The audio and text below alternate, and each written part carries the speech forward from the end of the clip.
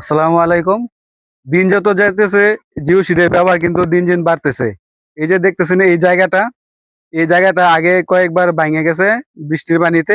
তারপর ওনারা এখানে এই জিও সিট আইনা ব্যবহার করছে আমার কাছ থেকে।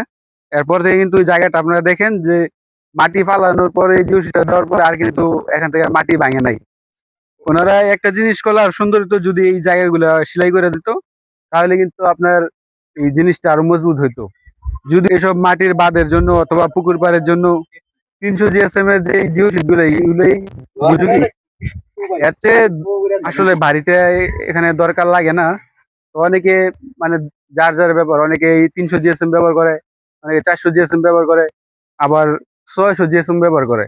কিন্তু মাটি ভাঙা রোদে পুকুর পাড়ে 300 জিএসএমই আমার মতে ঠিক আছে। আর আপনারা যারা ঘরে চালা ব্যবহার করতে চান, যেমন মুরগির ফার্মে বা বিভিন্ন ঘরে চালায়, তারা আপনার 400 জিএসএমটা আমার মতে ভালো হয় ব্যবহার করলে। এই জিও সিটগুলো নিতে চান আমাদের কাছ থেকে, আমাদের ব্যাপারী বাণিজ্যালয়ে যোগাযোগ করতে পারেন।